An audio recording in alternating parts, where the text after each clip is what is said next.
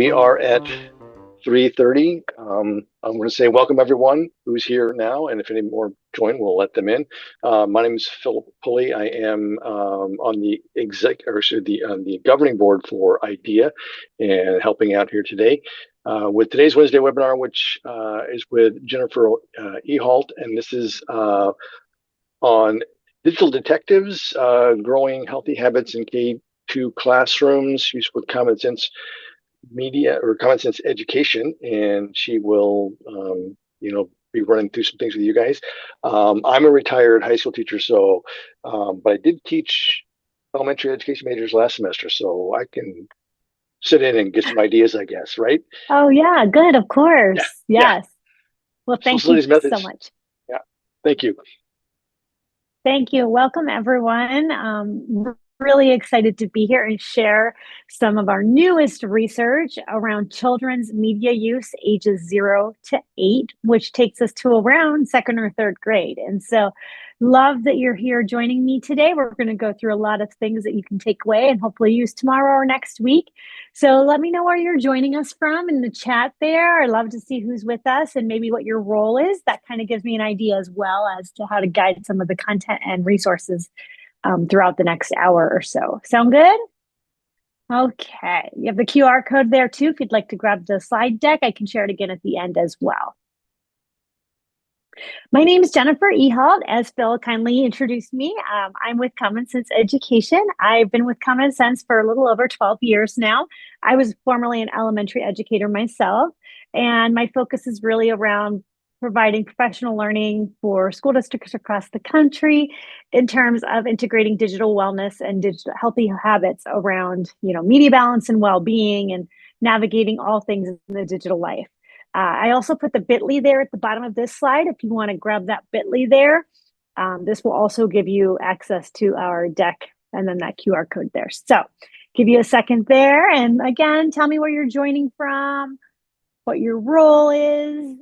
If you're multitasking, that's okay too. I know it's the end of the day here and we are all getting ready to close up our Wednesday. So, okay, everybody okay? Everybody good? Have what they need? Again, I'll put this up again at the end. So we're going to kick off. How is everybody feeling today? This is Heart, one of our digital citizenship characters from our K-2 curriculum. Heart really showcases and models how we should be kind and respectful online. So we use our heart, right? Whenever we think about communicating and interacting with people and things in our social spaces, digital spaces. So give me a 1, 2, 3, or 4. Are you feeling like things are status quo at the time and you're just embracing the moment? Are you excited today? Have you knocked out that to-do list? Are you overwhelmed and taking it one day at a time? And I know it's a little late in the day, but is anybody getting hangry? Maybe you had a earlier lunch.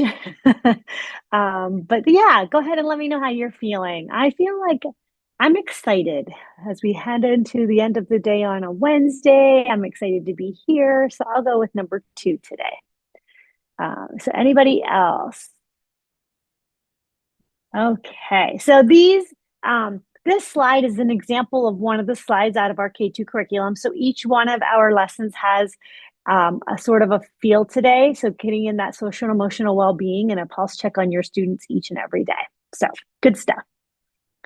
So first off, in this next 15 minutes or so, I wanted to just highlight some of our newest research around kids' media use ages 0 to 8. And so we do lots and lots of research at Common Sense Media and Education. We want you to know that reliable and dependent data that impact of media and tech have on kids physically, emotionally, and socially in their intellectual development. And so we had a few iterations of this exact research. And so I kind of want to show you a little bit about what we found in today, 2025, versus what we found in 2020. And so originally we did the same type of thing in 2020, and we're going to show you what happened in February of 2025. Lisa, welcome. All right. So a little bit about the report. Yeah, thank you. So glad you're here. A little bit about the report. So the survey history, the 5th wave in a long-running series tracking media habits of children ages 0 to 8 across diverse US demographics. And so the methodology, you can see I have it listed here. So nationally representative probability-based online survey. There were just over 1,500 parents of children ages 8 or younger. And we conducted this from August 5th through the 29th of 2024. And so what we really focused on was time spent with different devices, the types of content that was being viewed, and the social context of children's viewing. And so that kind of captures how we track the next few slides here. All right, so children, you can see age 8 and younger spend about 2.5 hours a day with screen media. And so you can see it varies by age. In 2024, you can see here 60%, it jumped. TV viewing and video went down, right? And it went up here in 2020, or went down in 2024. You can also see the video chatting has increased a little bit. So there's lots more of that happening. Electronic reading has increased just a little bit as well. And so you can see it varies, you know, we're up to almost 3.5 hours for 5 to 8 year olds. Time spent gaming has increased by 65%. And so 1 hour and 4 minutes, you can see ages 5 to 8. You could see a little 20 minutes, 21 minutes, 2 to 4. So 38 minutes playing games per day has been up 23 minutes. And the boys, you can see, spend more time gaming than girls, 49 minutes versus 29 minutes. We've also done a little bit of research around the 1 in 3 kids use AI for learning. And so AI has picked up greatly. So you can see here 71% of children who have not used AI, but there is 21% who have in this age range. And so you can see their parents who report their child used AI to learn critical thinking skills. And so you can see over 26% have used it for those purposes. And how parents feel about it. 55% say it has no impact on their child's understanding of school material. Mostly has a positive impact though. And 50% say it has no impact on fostering creativity. And so this is just a snapshot from the parent perspective on the AI use. This one is also telling us a little bit about the devices and ownership of tablets. So by 2 years old, 40% of children have their own tablet. And by 4 years old, 58% of children do. And so the ownership increases. You can see by age 8, 68% of kids have their own device or access to their very own tablet of some sort. And by 8 years old, 1 in 4 kids have their own cell phone. So the ownership has greatly increased over the past few years. You can see 23% have ownership or access to their very own cell phone. One thing that had popped out of this is the short form video is becoming a new source of video viewing for young children. And so you can see the daily TV, DVDs has gone down tremendously. And you can see what has increased was the streaming of Netflix, Amazon Prime, Hulu, little videos, shorter videos on YouTube, and even things like Reels on TikTok and YouTube Shorts. And so you can see the increase on that type of viewing, and that time of viewing is a lot more quickly.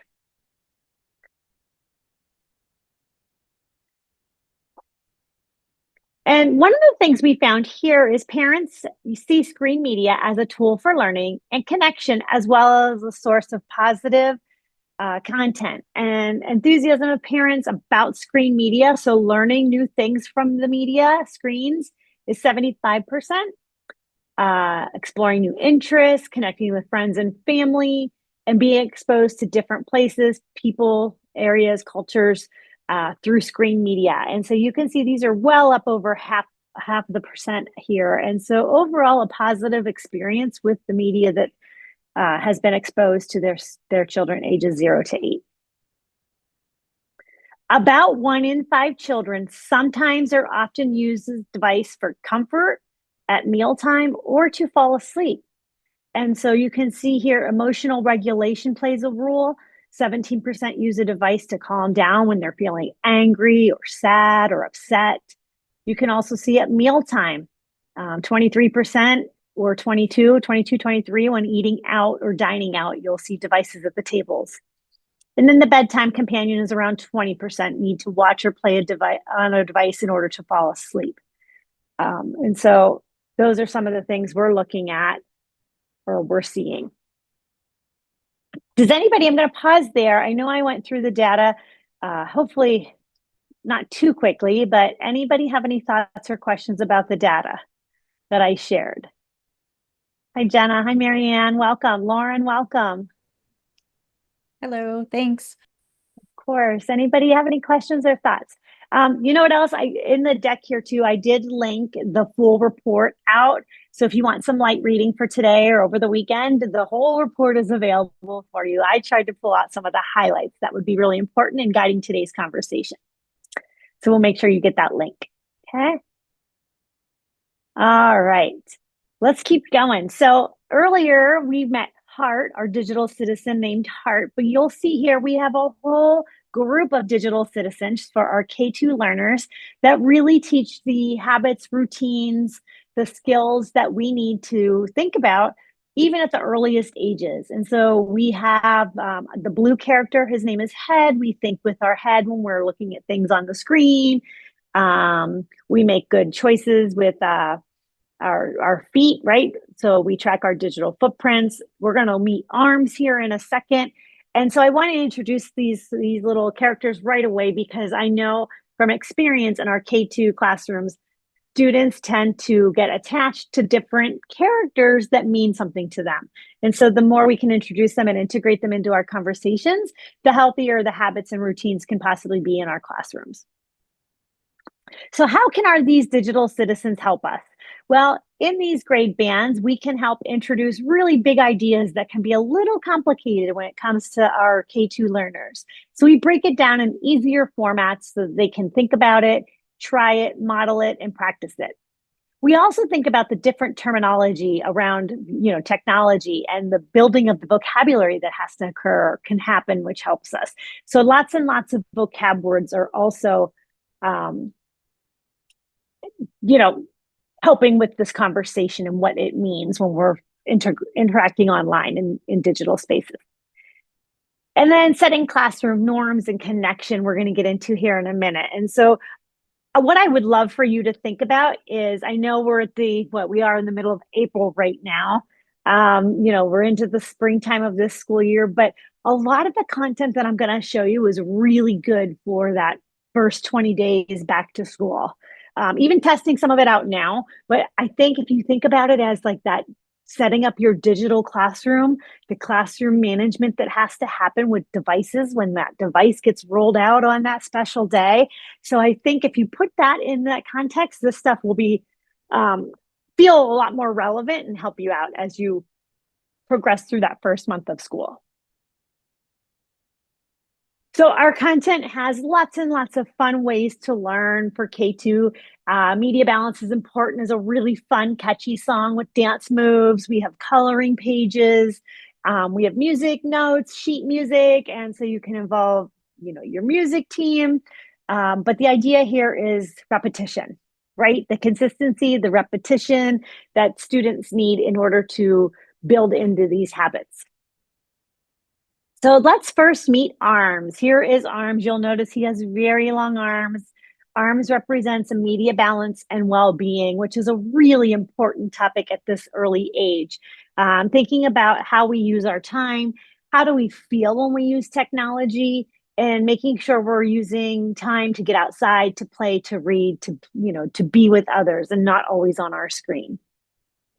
And here's another example of how do you feel today. As you can see, it's very simple. I made mine a little more fun earlier, but at any rate, you do have one of these for all of the characters. So getting, the idea of that social emotional well-being check-in each and every day or each week so you can get idea of where your students are.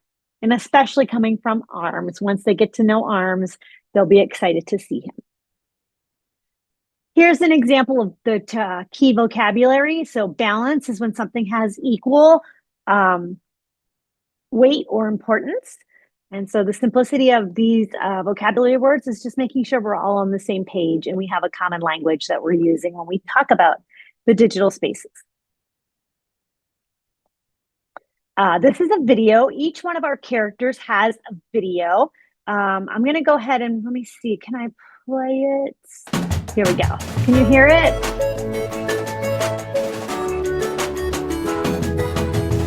On this episode, it's ARMS. Hello, digital citizens. My name is Arms. I'm known for using my long arms to balance the many things I do, kind of like being on a seesaw. Speaking of seesaws, today I'm at the playground waiting for my friends. I love the playground, but I also love playing games on my device. Sometimes I want to watch TV or play online all day, but when I spend too much time on devices, I start to feel out of balance because I miss out on other activities that make me happy, like seeing my friends or coming here to the playground. I love being on devices, but finding the right balance is important. Balance means making time to do all the things you like. I hope my long arms remind you to balance your time online. Hey, Arms, I found this really cool tree for us to climb. Gotta go, but my question for you digital citizens out there is, how do you balance your time with technology? Great question, right? How do you balance your time with technology? Share in the chat if you have a good strategy that you use to make sure you have that balance in your life. But this is a really good prompt for our students and thinking about how do you balance time? What does it mean? What does it look like? And start to model that in your classrooms. Here it is.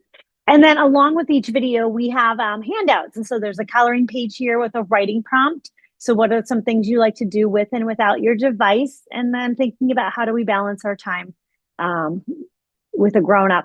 There's a lot of parent connections too and family engagement connections so that the things that you're doing and modeling and practicing in the classroom can also be transferred in the home. And families really appreciate some of these conversation starters and prompts to help them navigate their routines at home.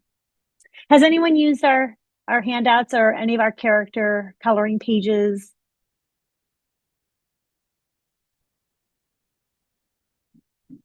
All right. The next thing I wanted to share with you is we talked a little bit about that digital management in the classroom, right? That first 20 days of school, heading back, thinking about how am I going to manage not only my daily classroom routines, but the digital devices and the digital access that my students have in the earlier ages and the younger grades. So we have a lesson here. It's called our Digital Citizenship Pledge. And really, it's a great way to think about how we want to set expectations around our device use. Where does our device live? How do we hold our device? You know, things that we need to do and not do around our device. Pausing for people, managing distractions, keeping them charged, right? And so this is just a really nice way to set the stage overall. Many of you may already do some type of classroom routine or community norms already in terms of how and when we use our restroom breaks, how and when we get drinks of water, right? Some of those, simple daily things that we have to go over. This is right in there with that stuff, right? Consistency and routine will build out the way you want your devices to operate and be in your classrooms. So here's an example of what our poster looks like from the lesson. And so, when we're all online, we pledge to do the following. So beginning in kindergarten, how do we respond to others? How do we play with others? When we work with others, how does all this look when we are sharing a device? How does it look when, we're listening to a device with our headphones? How do we pause and look up for directions? And so thinking about all those things you need them to know in terms of rules and, routines to follow when we use our devices. This is a poster is a great start in having those conversations, hanging it up and referring to it and adapting and changing as needed. Anybody do any pledges right now in their classrooms or some type of document or something that everybody signs off on for behavior or anything like that? This is very similar. And here are some of the handouts too, to kind of build up the stage to the posters. And so just what are we responsible for? How do we stay focused? Respectful listening. And so tying all those things we already do with our students and our little learners to actual digital use, right? And how does that look when we have a device in front of us? Student agreements are really great too. This might be more for your second and third graders even, but student agreements come out from the district, right? They're usually a piece of paper with tons of text on it, and students sign off on it. It goes to families. You check boxes and sign off on it. I wanted to share with you a template that I created in Canva where you can make it more visual, more easy to read, more easy to follow, more easy to understand, especially with our little learners, right? The I can and I cannot, or the do's and don'ts when we have our device out. So I'll make sure we get the link in the chat there for you to have. They're already designed so you can kind of switch out what you like and don't like or what would fit your needs. But I've seen a lot of educators go this route with it. It's a lot more easy to understand and talk about. Does anybody have any student agreements that they use or have created with kids? Posters, it doesn't even be tech, right? It's just maybe creating posters or a list of rules, a bulletin board. Good. And one of the caring for our devices, right? This is the day they get handed out, the day they get passed out and become theirs. So caring for our devices, we think about all the things we want to consider. Another video here I'm going to play because it's just great. The Digital Citizens present How to Care for Your Device. Oops! I forgot to charge my device. Oh no! I spilled water on my device. Ah, my screen's all dirty.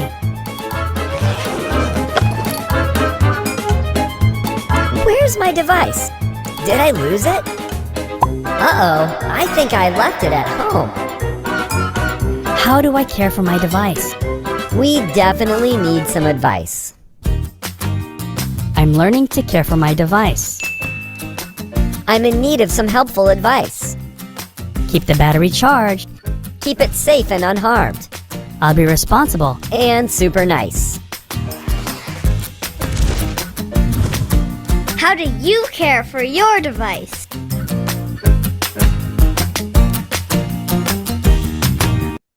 So yet again, another really good prompt to have that conversation with students in your classroom and set up a lot of those expectations that you hope to build routines from.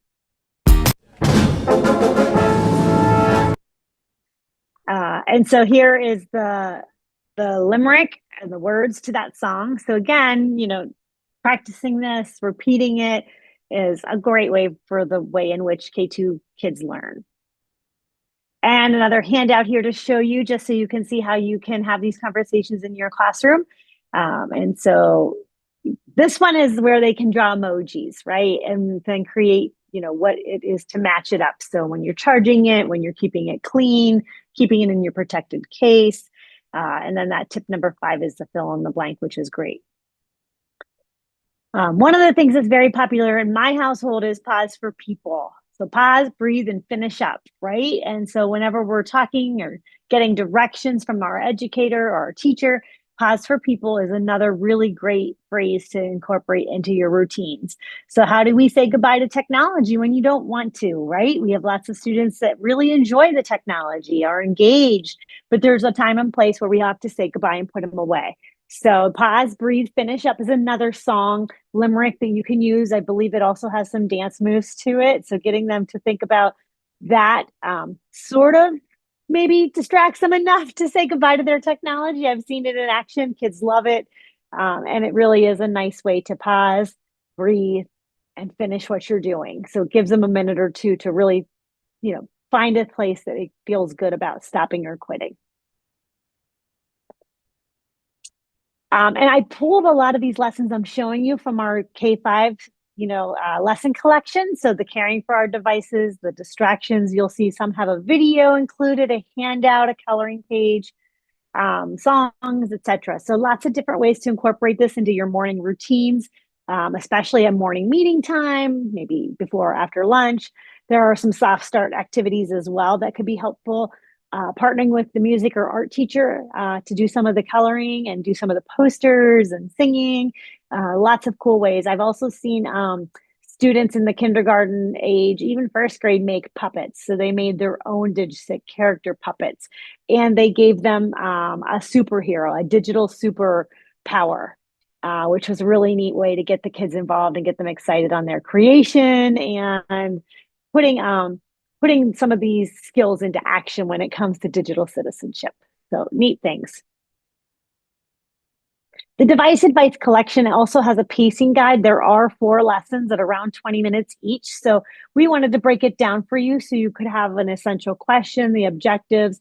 I think the biggest piece here is looking at the SEL competencies for the CASEL, so the social emotional learning and well-being standards.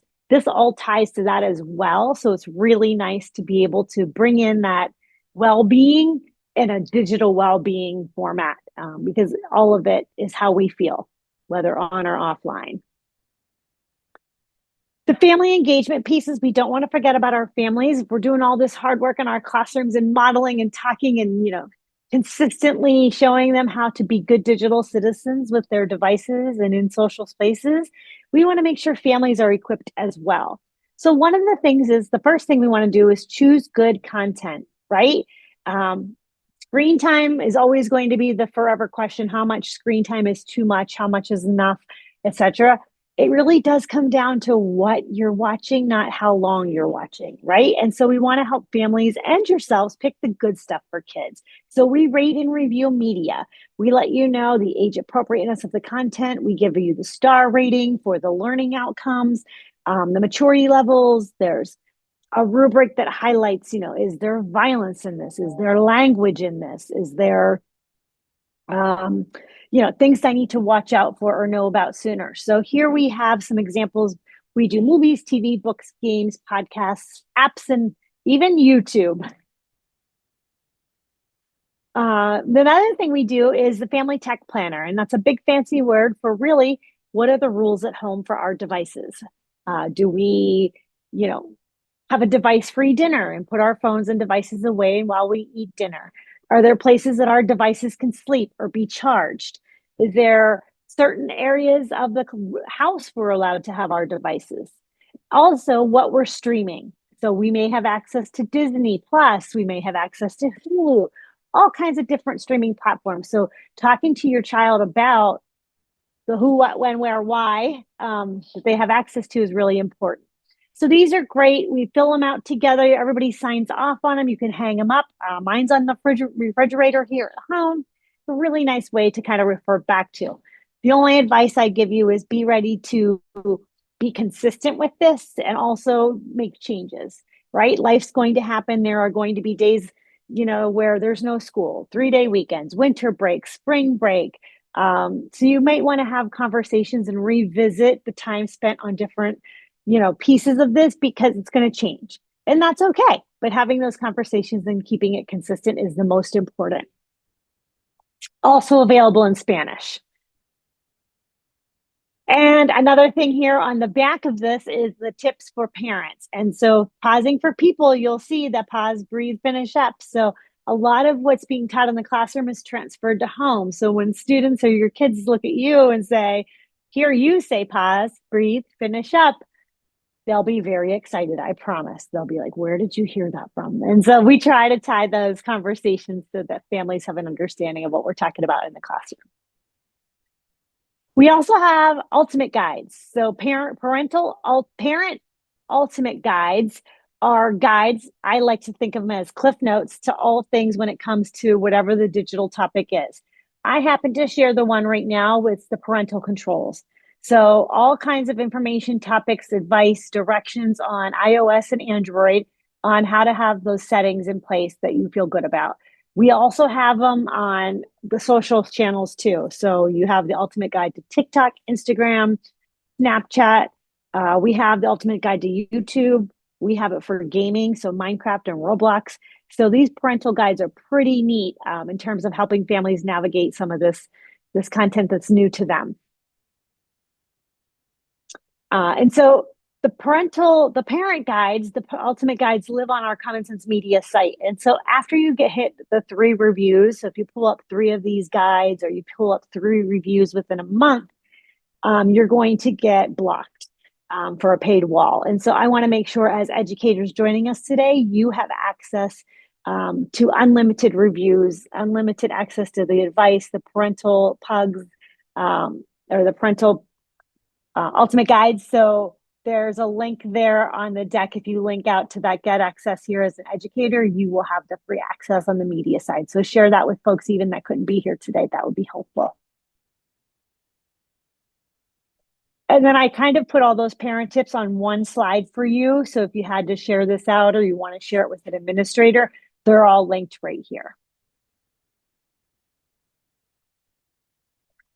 Yes, Phil, I will definitely put that QR code back in at the end. Books that introduce digital citizenship from my K-2 educators, it's always important to include literature, right? Kids love to read books. We want them to have this joy of reading. So what I did was I found some picture books out there that are published, and I tied them to some of our lessons that I showed you. And so what better way than to read books to introduce some of these concepts to our students, whether it's through our libraries, our morning meeting, right? It's maybe the book that goes home that week.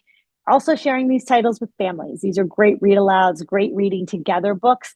And so it's really good to have this list as well. And then we have the Bad Kitty series, He Gets a Phone. So you can see there. And this is obviously just a handful of books that are out there. There are many more. We also partner with Book Creator, and we have 3 books written in Book Creator that you can see here. So Pause and Think, Your Rings of Responsibility. So lots of educators pull these up. You can make your own book. You could design your own digital character with a superpower.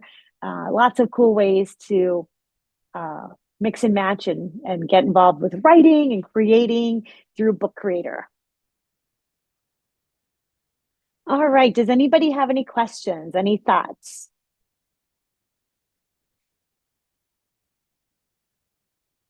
All right, I'm going to go back up to the first so you all can get the QR code or the bit.ly. I have the QR code here loading at the top, and then I also have the bit.ly at the bottom there. So we can also, here, let me exit. I can also just put the whole deck in the, it's the end of the day. It's the end of the day. I'm not even thinking, but we can totally just put it in the chat for you there. Sorry about that. So yeah, there's the deck. Does anybody have any, we can, let me see, I can stop sharing here for a second. And I know sometimes when it's being recorded, folks don't like to ask questions. So at this point, I don't have any new content to share. So maybe if we wanted to stop the recording or pause it to see if anybody has any questions that want to be asked, within the group here. I always like to offer that today, and I look forward to coming back.